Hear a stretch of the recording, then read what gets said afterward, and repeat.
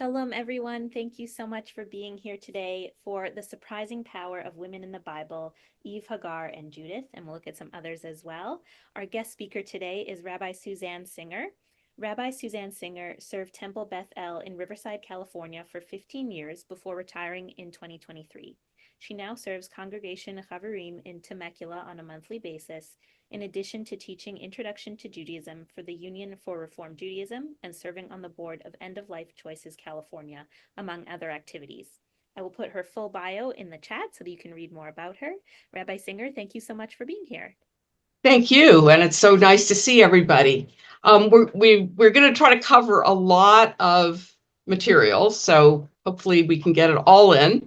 We're going to start with Eve, of Adam and Eve, and I just want to ask you, either in the chat or, if you want to answer live, what kind of assumptions do you have about Eve? What kind of person is she supposed to be? What do you think about her? Or what have you been taught about her? She makes a rational choice. She sees something worth eating and assesses information that she has and makes a good choice and offers it to her husband, who says, "Yes, dear." That's a lovely interpretation. Thank you. And Judy says she's curious, and Stuart says a clone of Adam. Okay, well, I'm going to share the screen with you. So we're going to look at some women in the Bible and reverse expectations, which, obviously some of you are already beyond, the assumptions that have been made. So what I want to share with you first is, here she is taking the fruit. And, the question is, what kind of images come to mind? What kind of person is Eve? How do you see Eve's relationship to Adam? Whom does the Bible consider to be superior, man or woman? And not everybody's as enlightened as you folks are. So Phyllis Tribble is an academic. And this is what she says are some assumptions about Eve, that a male God creates the man first, and then the woman, and that means that man is superior to woman. And that woman is created for the sake of man, a helpmate to cure his loneliness. Woman is made out of the rib of man, so therefore is dependent upon him for life. Woman is tempted man to disobey. Like he says, "Yes, dear." Is it because she convinces him, or is it because he wants to? Who knows? But she's the one who takes the fruit and gives it to him and is thus responsible for sin in the world. She's untrustworthy, gullible, simple-minded, unlike what you guys, I think was it Stuart or Michael or anybody who said she's curious, she makes a good decision. That's not normally how you think about Eve. The dominant provider. Okay. She's cursed by pain in childbirth, and God gives man the right to rule over woman. So those are some of the assumptions that are generally made in the larger culture. So we're going to take a little look at the actual text and see what it says. Now, this is Genesis chapter 1, and we're looking at verse 26 and 27. So in the Hebrew, it says that God said, "Let us make Adam." And Adam has been translated as Adam or man. But the fact is, Adam does not mean Adam, the person, or even a man. It means humankind. It comes from the word Adamah in Hebrew, which means earth. So God says, "Let us make humankind, Adam, in our image, in the likeness of ourselves, and let them rule over the fish in the sea, the birds in the air, the animals, and over all the earth, and over every crawling creature that crawls on earth." So God created humankind in God's own image. In the image of God, God created, I put it because Hebrew is gendered, and it's not really him, although in Hebrew it is him. It's more neutral because look what God actually created. Male and female, God created them. Them, not one person, male and female. So let's take a look So again, I want to just emphasize that Adam is not man. It's really the generic word for a mortal or a human being. Later on, it becomes the name of a particular person named Adam, but Adam is from Adamah. So we read that God created the human being in God's own image, male and female. God created them. So there is no male created before woman. The first human being is male and female. And believe it or not, the rabbis interpret this to mean that the first human being that God created was androgynous, and that later on God separated the two. So let's take a little look at what the rabbis say. Genesis Rabbah, which is a Midrash on Genesis. They say Adam was actually a hermaphrodite with two faces. And they say that when the Holy One, blessed be he, created the first Adam, he created it with both male and female sexual organs, as it is written, male and female, he created them, and he called their name Adam. Rabbi Samuel ben Nachmani said, when the Holy One, blessed be he, created the first Adam, he created him with two faces, then split him and made him two backs, a back for each side. So there are different understandings of who this first human being is. It's a hermaphrodite, it's androgynous, it's back to back. It's not clear, but clearly this is something that seems to get just completely skipped over, the fact that they're male and female created at the same time. Now, whether it's one being or two is up to how we interpret it. So if the first human being is both male and female, what does that say about the Bible's perspective on the relationship between men and women? So I'm going to stop 1 second and just ask you, let's see, I have a bunch of comments in the chat. Let's see. Well, Sherry already knew. Good for you, Sherry. The first story of creation is man and woman created together. Oh, and Judy says maybe Eve is the first scientist. Aglaya says Eve was framed, and we're going to get to Lilith. We will get to Lilith. Them, they, theirs, not it. Good point, Nicole. I was trying to make it completely neutral, but you are absolutely right. I could have said they, them. It's just really hard with Hebrew because it's such a gendered language, and there are actually people who are trying to create a less gendered version of Hebrew.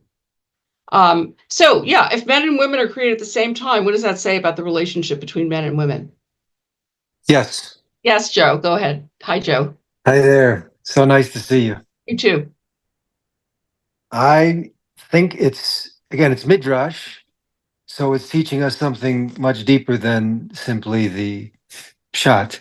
But I think one thing they're trying to express is that there is certainly equality and parity and partnership, and that we need each other.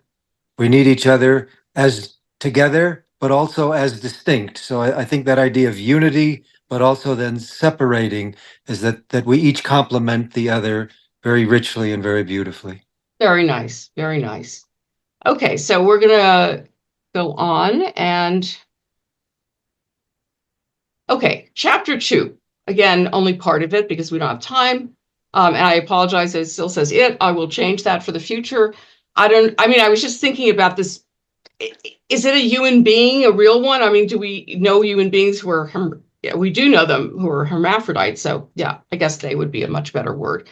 Adonai God took the human being and put him or they in the Garden of Eden to cultivate and care for it.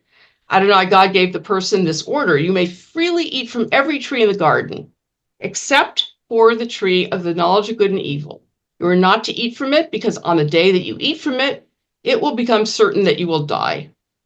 Adonai God said, it isn't good that the person should be alone. I will make for him a companion suitable for helping him.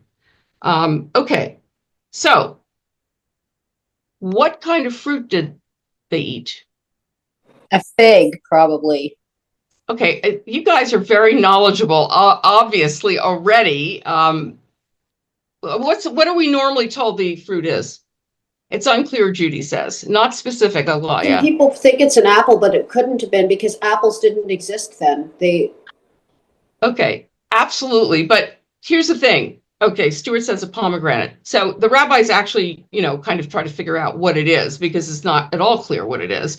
And they do say it's probably a fig because later on they cover themselves with a fig leaf. But the thing is, somebody wanted to paint a picture of the story, and you can't do a generic fruit. So they did an apple, and then everybody assumes it's an apple. And the reason I really like to underline this is because I want people to know that there are a lot of assumptions that are made about who Eve is, who was created first, all of these things that are actually not true if you look at the text very closely, right?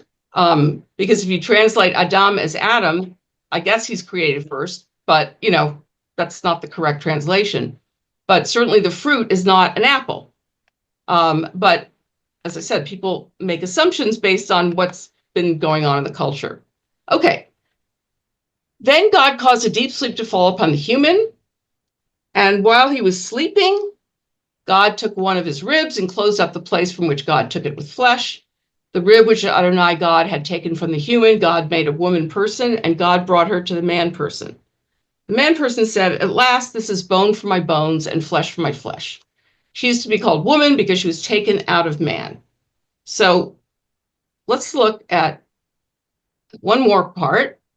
And this is, now the serpent was more crafty than any wild animal which Adonai God had made. He said to the woman, "Did God really say you're not to eat from any tree in the garden?" The woman answered the serpent, "We may eat from the fruit of the trees of the garden, but about the fruit of the tree in the middle of the garden, God said, you're neither to eat from it nor touch it, or you will die."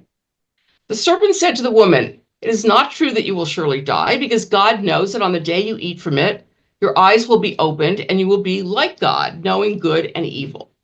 When the woman saw that the tree was good for food, that it had a pleasing appearance, and that the tree was desirable for making one wise, she took some of its fruit and ate. She also gave some to her husband who was with her, and he ate. All right, so as I said, the first assumption people make is it's an apple. You guys are too smart to have bought that, and it's definitely not an apple. Okay. And as I think it was Michael who said at the very beginning, the woman is not just eating the fruit because, it looks like a good, shiny thing to eat. She not only appreciates the fact that it's aesthetic and has nutritional qualities, but also that it is going to make her wise. So she's not being a frivolous person. Unfortunately, often she is considered to be a frivolous person. And then there's this whole thing about Eve tempting Adam. And the verse says, she also gave some to her husband who was with her, and he ate it. Now, in Hebrew, it is very, very clear that he is standing there right with her. A lot of times, the with her is not translated for some reason. So it just says she also gave some to her husband, and he ate, which leads you to think, she must have gone and found him and seduced him and gotten him to eat something that he knew he wasn't supposed to eat. But that is definitely not what the Hebrew says. Again, very important to stick close to the text. And then this idea about being created from Adam's rib. Was Eve really made from Adam's rib? The Torah states that she was created from Adam's tsela, which really means side. So many commentators understand that Eve was created from Adam's side. And that's very different from rib, and it goes to what Joe said. The Talmud states that Adam and Eve were initially created as a single being with male and female halves. God determined that it was not good that man be a complete unit, feeling he is perfect and needs no one else. And so God turned God's creation into two incomplete halves. Therefore, as Joe said earlier, the idea here is they're unified in a certain way. They were created at the same time, but then they were divided, and they each need each other.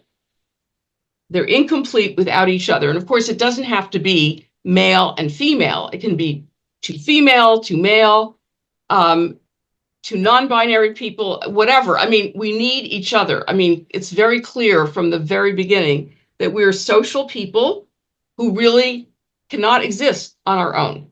Then the idea that Eve is just a helper for Adam. The Torah says that Eve is created ezer kenegdo, And Carol Myers says, the relationship between this first pair of humans is expressed by the term ezer kenegdo, translated as helper as his partner and helpmeet or helpmate. This phrase probably indicates mutuality. The noun helper can mean either an assistant, a subordinate, or an expert, superior, but the expression that is used only here in the Bible seems to mean equal to, because ezer itself could mean helper, but kenegdo means, of an equal stature, really. That's what that suggests. And then finally, we have this idea of man's dominance over women. So God says to the woman, your desire will be toward your husband, but he will rule over you. So, of course, people say, oh, men rule over women. But Carol Myers, who's, a literary critic and a sociologist, says more likely the idea of male rule is related to the multiple pregnancies mentioned in the first half of the verse. Women might resist repeated pregnancies because of the dangers of death and childbirth. But because of their sexual passion, their desire, they accede to their husband's sexuality. Male rule in this verse is narrowly drawn, relating only to sexuality. Male interpretive traditions have extended that idea by claiming that it means general male dominance. And something that I did not include in here, because it was a little more complicated, but the idea that she's going to have pain in childbirth, pain in her pregnancies. So the word actually is in her birthing, she's going to have the pain. And it's not necessarily that she's going to be, tortured by a special pain, because the word in Hebrew that's used for the kind of pain she's going to experience is the same exact word as what's used to talk about the kind of pain in working the land that Adam has to go through. So it's sort of an equal opportunity, consequence of their behavior. Let's see. I think there is some more comments here. Let's look. Someone says fig is a symbol of female anatomy, and so someone asks, is it referring to oral sex and not fruit? I don't think so. I do think that once they eat of the fruit of the tree of the knowledge of good and evil, they realize they're naked and they are more self-conscious about their bodies and about sexuality. I think before that, they were not conscious of it. There's some discussion about whether or not the fruit indicates something oral. That's a whole other story. Okay. Is the rib the X chromosome? I don't think that the rabbis or whoever, or the priests who wrote this story had any idea, but I suppose you could extrapolate to today. It says in the painting, the fruit looks like peaches. Peaches are a symbol for the bum or for testicles. Okay, you guys. Maybe. Okay, I didn't paint the picture. Whoever painted it did whatever they did with it, whatever they had in mind. Okay.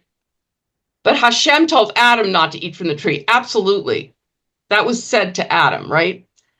In the second story of creation, Eve had not been created when the warning was given to Adam. Correct. Unless you still assume that at that point they were merged together.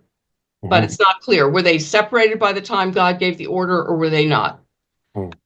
But whether or not, she seemed to know that she wasn't supposed to eat of that tree. Whether or not it was directly told to her, maybe Adam told her, neither she nor Adam were, left out of the loop in terms of the prohibition and in terms of eating it. He was right there with her. Humans need to balance yin and yang. Yes, absolutely. Male not being perfect alone. More people need to hear that. Okay, Lois, you go spread the word. Okay.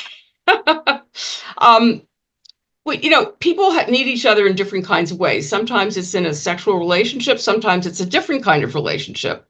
But, people who want to isolate themselves, I think it causes, some problems when you have no goings on with other people, because I think we are social animals, but there may be exceptions. Equal sparring partner. What is the oldest version of this part of Genesis? Is this the same as in the Dead Sea Scrolls or earlier? Well, there are two versions. The first version of creation is from the priestly source, they think, which is, I think, 5th century BCE. The second one is the Elohim, the E version of the story, And that was probably something like the 8th century BCE. Who added, don't even touch the tree? Yes, good question, Michael. Who said don't even touch the tree? So for Phyllis Tribble, the fact that Eve says don't even touch the tree means she is a theologian because she goes beyond what God said. So she's even more clever. You guys, I'm sure, have heard of the movie All About Eve, right? With Bette Davis. Eve is supposed to be a calculating, what? And her name is Eve for a reason. And she just gets a really terrible rep just because she ate first. Okay, somebody asked about Lilith. So let's take a quick look at Lilith. So because in the first story, the first chapter, you had male and female being created. Then in the second chapter, you have Eve. Now you could say there must be 2 men and 2 women in that case. No, what the rabbis say is that there's 1 man and 2 women, because in the first one there's a woman, and the second one there's a woman.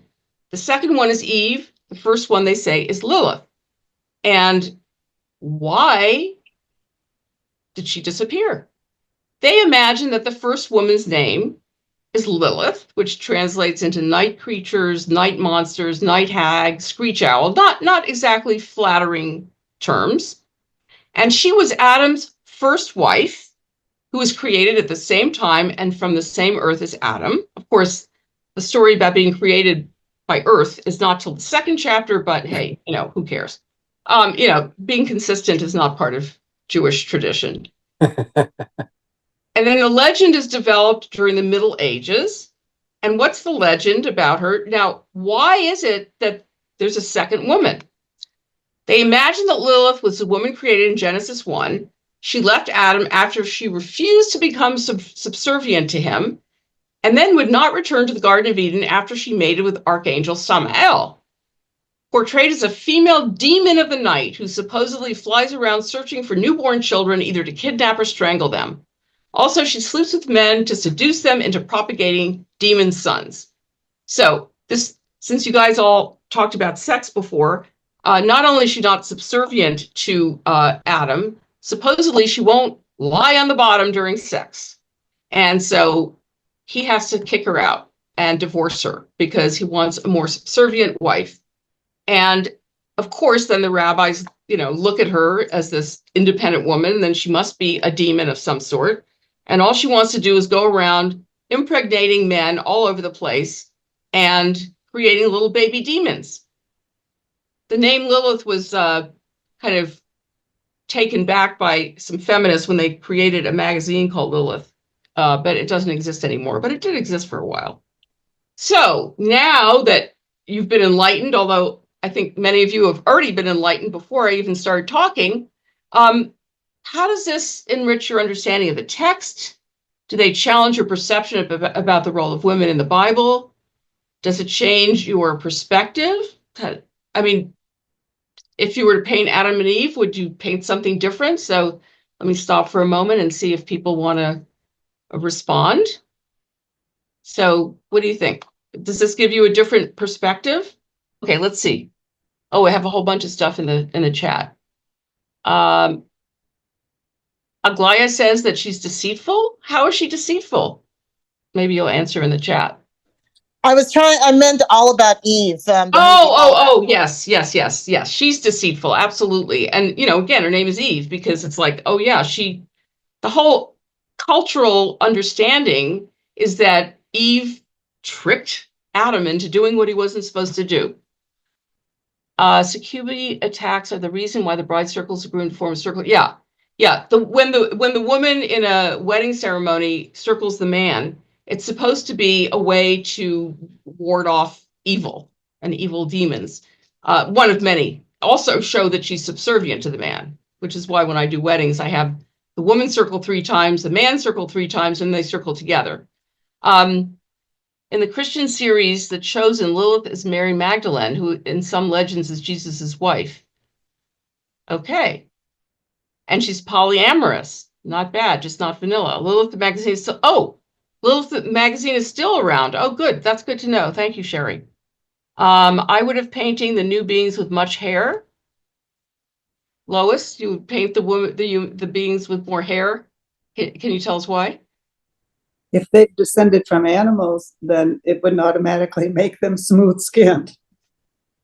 Okay, that's assuming that we don't believe in evolution, right? We paint, well, also, do they look like they come from the Middle East? No. Okay. Any other comments about these people and how you feel about them before we go on to Hagar? I love Lilith and that she is so independent and badass. Yeah, she's definitely. But Eve is not so unindependent herself, right? I mean, she takes certain matters into her own hand. Yeah, Joe. Yeah, just in terms of the Ezer Kenegdo, the neged can mean opposite or against in one sense, but it also biblically has the idea of presence, just simple presence. We're in the presence of each other. And what I think, if I were to, I'm not an artist, I can draw stick figures very well, but if I were to be given the gift of or talent of art, I would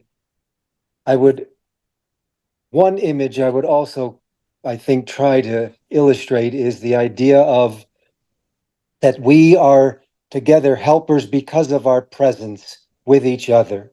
It's the idea of presence that I think is nice, is very beautiful for the model of relationships, whatever form it takes. Just the idea of presence in the presence of each other, with each other. Thank you. That's very nice. Okay, Sherry says Eve was told by Adam not to touch the tree, as if Adam was trying to act as Hashem, so Eve would follow all he said. Okay, it's not entirely clear again whether Adam told her, whether she was part of Adam at the time that God told Adam not to touch it. I think Adam was split off at that point, but somebody told her because she knew, right? Maybe she just intuited it. Okay, so let's go into Hagar. So Hagar, as you may know, was the maidservant to Sarah. And we're going to look at some text. I summarized some of it because we don't have time to read the whole thing. But so Abraham is the founder of our faith, the first person to recognize the one and only God. And God had promised Abraham that his descendants would be as numerous as the stars. But Abraham and his wife Sarah have been childless. So in Genesis 16, which we're going to look at, Sarah offers her handmaid Hagar to serve as a surrogate mother. And there was such a thing as surrogate motherhood in the ancient Near East. In fact, there are laws about how one is supposed to treat the surrogate woman, and also how to treat the child and the relationships between all of them. It's not something that we invented in this 20th century and 21st century. But of course, as often happens, things do not turn out as planned. At this point, Abraham's name is Abram. It hasn't been changed yet to Abraham, and Sarah is Sarai. So Abram had sexual relations with Hagar, and she conceived. But when she became aware that she was pregnant, she looked on her mistress with contempt. You can kind of understand, Sarah at this point is quite old. Hagar is a lot younger. She's obviously fertile. And we don't know if it's, I guess it must be Sarah who's not. I mean, somehow the Bible always makes it the woman's fault that they can't have a kid. Okay, the men never have a problem, but she was not able to conceive. So there's this, there was a power imbalance before in terms of who was the mistress and who's the servant. But now we have a different kind of imbalance, which is, the young fertile woman versus the older woman. And somehow the younger woman looks at Sarah with contempt, like, oh, look at me, I'm so fertile and so whatever. So Sarai says to Abram, this outrage being done to me is your fault. True, I gave my slave girl to you to sleep with, but when she saw that she was pregnant, she began holding me in contempt. May Adonai decide who is right, I or you. Now here's a woman telling her husband what to do, right? Unlike the idea that Adam told Eve not to eat. So Abram answers Sarai, look, she's your slave girl. Deal with her as you think fit. Then Sarai treated her so harshly that she ran away from her. The angel of Adonai found her, this is Hagar, by a spring in the desert, and said to her, "Go back to your mistress and submit to her authority. I will greatly increase your descendants. There will be so many that it will be impossible to count them. Look, you are pregnant, and you will give birth to a son. You are to call him Ishmael, because Adonai has paid attention to your misery," because Ishmael means he will hear. "He will be a wild donkey of a man with his hand against everyone, and everyone's hand against him." So she named Adonai, who had spoken with her, El Roi, which means the God that sees, because she said, "Have I really seen the one who sees me?" Okay, let me ask you, did you expect our foreparents to behave this way towards a poor slave girl? I mean, are you surprised to see how they behave towards her? Doesn't the Torah tell us over and over again to be kind to the stranger, to love the stranger? And here we are, the first two people who supposedly understood that God was one, was our God, they're treating her horribly, right? All right, I'll give you Yes. one more. Yeah, go ahead, Joe. I want to thank you for that observation, what you just raised as far as our forebearers, how they treat the stranger. I never associated with that. That's actually very painful. It's actually very painful. Thank you. Sure. Yeah, Judy. Abram hadn't treated Sarai all that well either. You mean because he lied about her being his sister? Right. He put her in great danger. Absolutely. And of course, the rabbis justify it by saying, well, they were kind of half brother and sister. They had the same father and different mothers, whatever. Yeah. Mike, did you want to say something, or are you just unmuted? I was going to say it doesn't surprise me at all. I think it still happens today.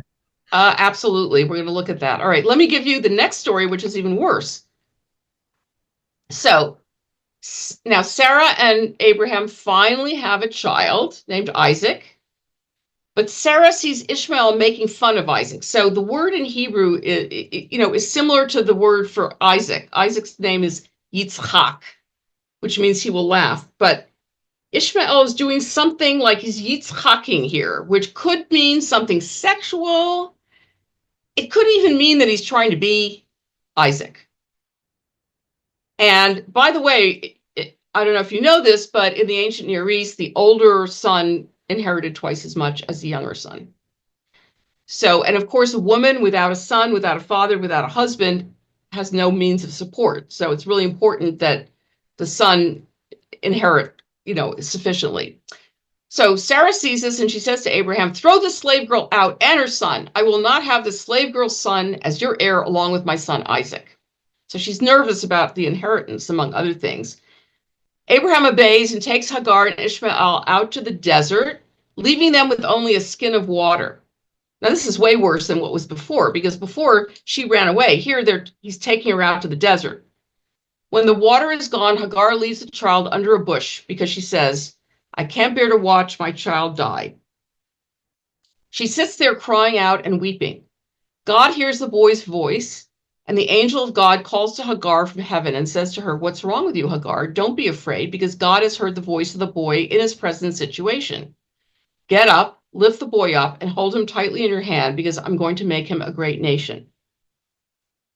Now, one of the things that I did not go into a lot of elaboration in terms of my slides, because I didn't want to overwhelm you, but this story here in Genesis 21 has very strong echoes to the next story in Genesis 22, which is the Akedah, the binding of Isaac. So in both cases, Abraham is going to put his son in harm's way. In both cases, it says Abraham woke up early in the morning. And in both cases, a son is just about to die. In the case of Ishmael, he might be, have no food and no water. In the case of Isaac, his father is about to plunge the knife in his chest. At the last minute, an angel comes along and says, "Don't do this to Abraham," right? And here, God hears the voice of the boy, another story, and the angel says to Hagar, You're not going to lose your son. There's water over there. She points to a well. And these parallels really suggest that just as Sarah and Abraham put Hagar and Ishmael through this awful ordeal, they are going to go through a similar ordeal themselves, kind of as payback. It's very subtle. God never says, I'm doing this to you because look what you did to her. But there are very, very strong parallels between the two stories. So that's one thing that I just wanted to point out, that you don't get away with stuff in the Torah, right? I mean, Jacob is a trickster. He gets tricked himself. You know, these people are cruel to a foreigner. They're going to have to suffer themselves. Now, here's a few commentaries. One of them, Sarai at the time, subjected Hagar to physical and psychological abuse. A Midrash elaborates on Sarah's cruelty, saying she tormented Hagar and finally she cast an evil eye upon her so that the unborn child dropped from her and she ran away. That was in the first story in Genesis 16. And then Ramban, Nachmanides, states that Sarah sinned by her harsh treatment of Hagar, as did Abraham. And therefore that Akedah, the next story, is sort of a way to punish them. Then there's some more positive kinds of parallels. So there are parallels between Hagar and Abraham. The angel's annunciation to Hagar is similar to announcements that are made to Hannah and the mother of Samson, that all would have children with special destinies and all are addressed personally, not through their husbands. And the angel's speech also parallels God's speech to Abram in Genesis 15, which states that his children would be enslaved and degraded before their redemption. So Hagar, who is a foreigner, mistreated, abused, and all of that, is having a direct communication with God and being told that her child is going to have a special destiny, and that he will be the father of many, many people, just the way Abram was told that by God. So interesting parallels to other people in the story in the Torah and beyond the Torah. Then God says to Abraham in Genesis 22, I will most certainly bless you. I will most certainly increase your descendants to as many as there are stars in the sky or grains of sand on the seashore. And in Genesis 16, God says to Hagar, I will greatly increase your descendants.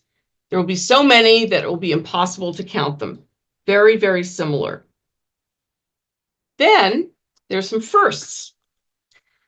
The first appearance of an angel in the Bible occurs in Genesis 16 with Hagar, as well as the first of several announcements by a divine messenger predicting the birth and destiny of one who is given a special role in God's design of history.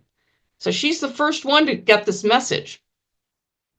She's the only individual in the Bible, male or female, who gives God a name. She calls God El Roi. She's the only woman in the Torah to be informed directly that her descendants will be numerous.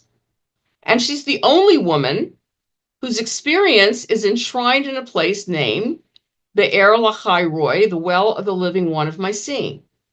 So interestingly, that this woman who's from Egypt, who's a slave, has all sorts of things that happen to her that are unusual, better in some ways than a lot of other characters, or similar to characters that we hold as important to us.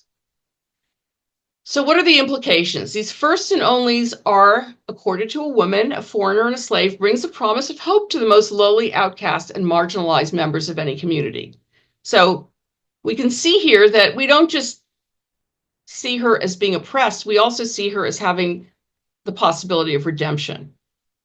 And of course, there are words that are used that are similar between Hagar's situation and what's going to happen to the Israelites in Egypt. So it's sort of like a foreshadowing of what's going to happen. Now, she's also a rabbi now, Tamar Eskenazi. She was a professor of Bible at Hebrew Union College. And she says, we sympathize with Hagar and criticize Abraham and Sarah, not because we happen to be tender-hearted liberals with moral sensitivities superior to those of biblical authors. We sympathize with Hagar precisely because the text refuses to let us overlook her plight. Right? I mean, it's not like her plight is mentioned once, it's mentioned twice. And then with all these other parallels and ways in which we see the Torah trying to redeem her and trying to point out that this was not okay. For French philosopher Emmanuel Levinas, I become truly human by facing the other who interrupts me and thereby opens me outwardly. Hagar is the epitome of otherness in terms of class, gender, and ethnicity, vis-a-vis the main thrust of the narrative. The story of Hagar insists that we go beyond ourselves. The story of Hagar teaches us, heirs to the covenant with Abraham, that our blessings and privileges in the universe we inhabit were at someone's expense. Perhaps they always are. The narrative does not reject Hagar. To the contrary, it is the narrative that forces us to see Hagar as the shadow side of Abraham's success, our success story. Now, I did not mean to do that. If you think about our lives today, and I think most of us live lives of fair amount of privilege compared to most people in the world. We have these devices, for example, these phones, right? Where do the minerals come from? Places like the Congo. What happens in the Congo? You have children mining the minerals. You have warlords running the mines and treating people like slaves. We benefit from that in our society. And I think the idea of Hagar and her being the shadow side of the privilege that Abraham and Sarah have is a way to remind us that our privilege always comes at the expense of someone else. So I don't know if anyone wants to comment on that. There's one comment from Lois. There's so many reminders to be appropriate to the stranger as there was so much negative behavior. What a difference between how Hagar was treated and Zilpah and Bilhah. Good point, Lois. Zilpah and Bilhah being the handmaidens of Leah and Rachel, who have a much more equal status to them. Hagar, maybe they learned something. Maybe our family learned something. And certainly there is learning, right? In the very beginning, you have Cain and Abel, who experience sibling rivalry, and Cain kills Abel. And eventually you have brothers who can sort of stand each other and live side by side. So there is some evolution. Any other comments? Now, the title said Judith, but I ended up doing Devorah and Yael. I hope that's okay with you, because Judith is outside of our Hebrew Bible. It's in the Apocrypha. And she does something very similar to what Yael does, but I thought this story was actually better. We have a limited amount of time. So we're going to talk about the judge named Devorah and Yael. Now, Devorah is in the book of Judges. It's a period of time right before the monarchy, when we finally have a king, Saul, and then David and Solomon. This is when there's a sort of loose confederation of tribes in the land of Canaan. And you have a number of different kinds of judges. Now, a judge is not somebody who sits on a bench, in a Beit Din. It's really the leader of the community, who also may be some other things, like a general. A lot of them are head up the army for their particular tribe. And it's the very beginning of this period when things are a little chaotic and institutions have not been established yet. And so you have a number of people who normally would not be in charge. You have a left-handed person, which, of course, in those days, left-handed was not a good thing. Of course, we know that's ridiculous, but that's what it was at the time. You have a bastard, somebody, out of wedlock. So, again, we don't want to judge how they felt at that time. They did not approve of people like that. And a woman being in charge, which is very unusual. Of course, if you look at the story of the Exodus, it starts off with a whole bunch of really important women. That's the beginning of the revolution. By the time you get to the end of it, they're gone. And this is what happens. But right now we have a woman. So we have Devorah, who is a judge, a prophet, a poet, and a general. And so she's the wife of Lapidot. And so the rabbis kind of go, well, maybe she wasn't really a general. She really was just the woman who lit the candles in the temple and whatever. But hey, no. She is the one in charge. She's judging Israel at that time. And she used to sit under Devorah's palm in the hills of Ephraim, and the people of Israel come to her for judgment. So, they also serve as a judge, but as I said, it's not just being a judge, it's being a lot of things.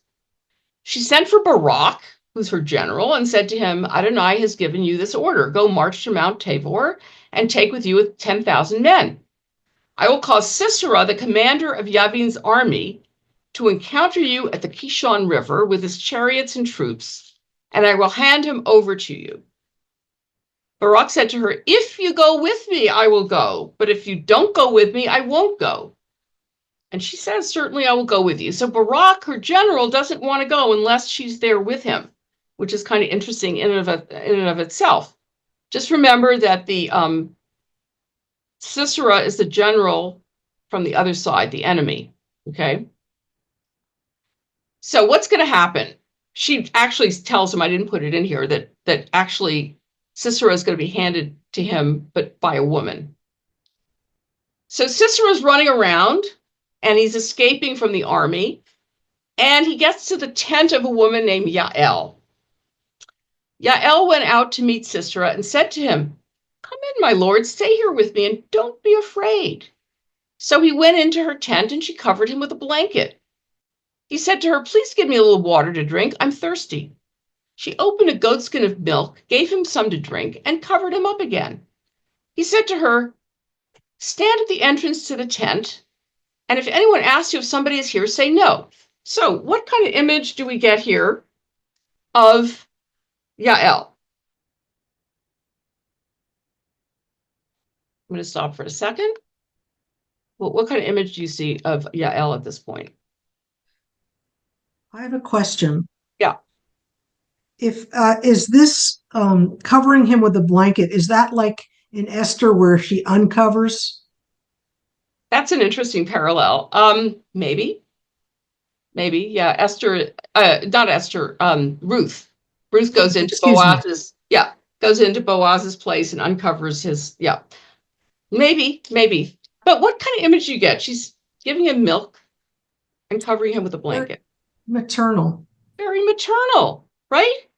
So here's this guy running away from the army that's after him because he's the enemy, and come on in, I'll take care of you, right? What happens? Okay, so, but when he was deeply asleep, Yael, the wife of Heber, took a tent peg and a hammer in her hand, crept into him quietly, and drove the tent peg into his temple right through to the ground, so that he died without waking up. So here is Barak pursuing Sisera, and Yael steps out to meet him and says, come, I will show you the man you are looking for. He goes into her tent, and there is Sisera lying dead with a tent peg through his temple. He thought, here was this woman who's going to treat him like she was his mother, and she drives a tent peg into his head. By the way, Judith does the same thing with a general named Holofernes. She lures him. Well, she goes into his tent and she, looks very innocent and, deferential, and then she chops his head off. Very similar. Now, I did not give you all the wording here because, again, I'm trying to condense all of this, but the way it's written, it's very staccato. She took the thing, she hit him on the head, da-da-da-da-da. And according to Robert Alter, who is a literary critic, he says the sort of rhythm by which she pounds a tent peg into his head is like a rape. And keep that in mind. Let's see. If Devorah is actually a woman, well, I don't know. Maybe she's not, but I think the Bible wants her to be a woman in this case, just as a countermeasure to all the men. And Yael is potentially non-binary. Okay, Aglaya, can you explain why you think she's non-binary? It's stuff that I've read about, like the potentially non-binary, the gender ambiguous, characters in Tanakh. That's all. That's all it was Okay, yeah. maybe. I mean, yeah, maybe that's the case. I don't know, but the idea that it's basically a female kind of raping a male. I'll show you why that's important. Because after the story, Devorah has a song. And she recounts what happened. So she says, Yael will be blessed more than all women. The wife of Heber the Canaanite will be blessed more than any woman in the tent. He asked for water, and she gave him milk. In an elegant bowl, she brought him curds. Then she took a tent peg in her left hand and a workman's hammer in her right. With the hammer, she struck Sisera, pierced his skull. Yes, she shattered and crushed his temple. He sank down at her feet. He fell and lay there. He sank at her feet. He fell. Where he sank down, there he fell dead. This is very much in that staccato style in the Hebrew. Sisera's mother looks out the window. Peering out through the lattice, she wonders, why is this chariot so long in coming? So Sisera's mother's waiting for her kid to come back. She's looking out the window, which happens a lot with women. You know, they're indoors and they get to look out through a lattice. They can't get a full view. And she's saying, what's taking him so long? Why are his horses so slow to return? The wisest of her ladies answer her, and she repeats it to herself. Of course, they're collecting and dividing the spoil. A girl, 2 girls for every warrior. For Sisera, booty of dyed clothing. A plunder of colorfully embroidered garments. 2 embroidered scars for every soldier's neck. So what is the mother saying here, or what are the ladies with her saying? What are they expecting her son to be doing? Collecting booty from the victory. Okay, collecting booty, and what else? A girl, 2 girls for every warrior. What did warriors do in those days when they would win, or even before they won, aside from collecting booty? They took wives, actually. Yeah, they raped women. They may I have. meant it in both senses of booty. Oh, you meant booty in both senses. Okay. Yeah, thank you. Sherry said raping the women. The expectation is that he's going to not only collect, booty in terms of material things, but he's going to be raping women. And all the soldiers are going to do that too. And the irony here is that he got, in a sense, metaphorically raped by Yael with a tent peg. So that kind of turns it all around. Are you convinced, Mike? You look a little non-convinced. You're muted. I can't hear you. Yeah, it's so weird. Once somebody tells you that you're on mute, you still keep talking, right? No, of course, it's part of being on Zoom. I learned the story of Deborah about 12 or 13 years ago, and so every time I see the word Deborah in relation to biblical context, all I can think about is a tent peg. It's all I can think about. Oh, really? Okay. Yeah. Well, just something that I realized as you were bringing all the sections together, and the parallels that you just made. That, what was his name? Mike. He didn't necessarily see the connection between the 2 stories or themes, but there's an interesting connection with Eve and here with Yael, in that Eve was Adam and Eve. Adam was put into a deep sleep when Eve came, and the language here of when Sisera here in Judges 4, he was sleeping deeply and then he died. It uses that same. They're both rare words. One's a noun, one's a verb. But wow. The significant events happen during this deep sleep. That's very interesting. Wow, thank you, Joe. Joe's a rabbi, by the way, so and very, very, very educated and knowledgeable. Somebody said, when is your next session on women in the Torah? Well, Alex, that's a question for you. Thank you. I'll let you take it away. Thank you all for being part of this. It's been fun. Alex, do you have any announcements? Yes, thank you. Thank you so much, Rabbi Singer. It was a great presentation. I just put a link in the chat to another class we have coming up about sort of the maternal figures in Moshe's life. So you might find that one interesting. And our next class that we have coming up next week will be on the Forgotten Torah, the Sephardic approach to halakha, Jewish life, and community leadership with Rabbi Chaim Ovadia. That'll be on December 26th at 10 a.m. Mountain Time. So I hope you can join us for some of those upcoming classes. And thank you all for learning with us today.